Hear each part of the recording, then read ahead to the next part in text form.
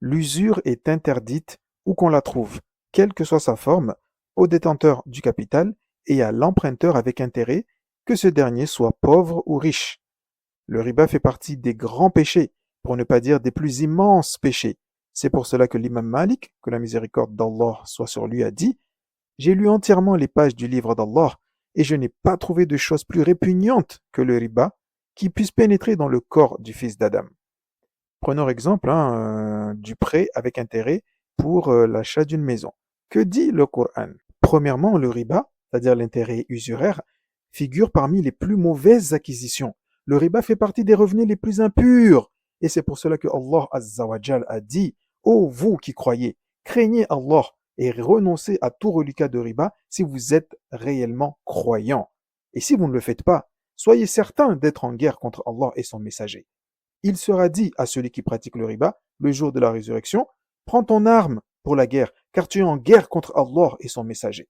Allah poursuit en disant: Ceux qui pratiquent le riba ne se lèveront de leur tombe le jour de la résurrection que comme se lève un possédé que Shaitan a terrassé par le toucher. Subhanallah. Nous demandons à Allah la préservation et la sécurité. Le prophète alayhi salatu wassalam a dit: Éloignez-vous des 7 péchés destructeurs. Et il a mentionné parmi eux le polythéisme envers Allah, la sorcellerie et la pratique du riba. Hadith rapporté par Al-Bukhari et Muslim. Deuxièmement, au sujet de la darura, nécessité absolue, c'est-à-dire inévitable et vitale. Alors, pour bien comprendre la signification, on va prendre un exemple sur quelque chose à avaler.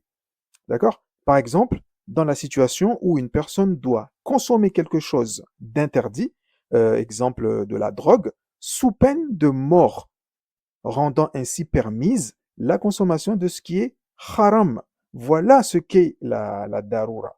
Fort malheureusement, aujourd'hui, beaucoup de personnes placent le simple besoin al-hajja au même niveau que la nécessité absolue, la darura, et ceci est une erreur. La darura, comme je viens de l'expliquer, c'est une situation dans laquelle si l'homme ne pratiquait pas le haram, donc l'interdit, alors il mourrait. C'est ceci la darura. C'est par là qu'Allah Azza wa Jal a rendu autorisé le riba. Dans la sourate 6, le verset 119, à moins que vous ne soyez contraints d'y recourir. Mais de nos jours, beaucoup de personnes se sont mises à dire: par Allah, ceci est une darura. Subhanallah. On exagère, on interprète mal. Pire encore, certains transforment la parole d'Allah pour arriver à leur fin. Vous imaginez, les frères? On va jusqu'à dire que la darura, c'est juste un besoin. Et pire que ça, certains ont même dépassé ce degré jusqu'à de simples éléments à améliorer ou à parfaire, et on les fait passer pour des nécessités absolues. C'est de l'injustice, ça, qu'Allah nous en préserve. C'est pour cela qu'il nous interdit de parler sur lui sans science. Aujourd'hui, la question du logement n'est absolument pas une darura. Le maximum que l'on puisse dire, c'est que c'est un besoin social. Et c'est pour cela que, masha'Allah, on peut économiser tous les mois et, inshallah, se payer son logement par amour d'Allah. Et n'oublions pas que quand on délaisse une mauvaise chose par amour d'Allah, il nous réserve une meilleure opportunité. Et bien sûr, de nos jours, l'homme peut vivre sa vie en louant et payant des loyers sans pratiquer le riba.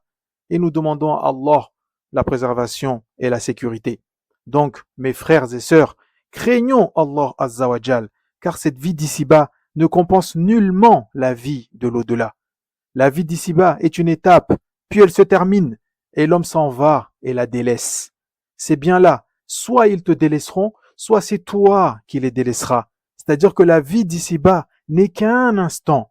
Ces gens qui possèdent des milliards, lorsqu'ils s'en iront vers leur dernière demeure par Allah, ils s'en iront sans emporter avec eux un seul centime. On s'en ira tous avec un linceul dont le coût est dérisoire. Alors, posons-nous cette question, les frères. Ici-bas ou dans l'au-delà? Allahu Akbar.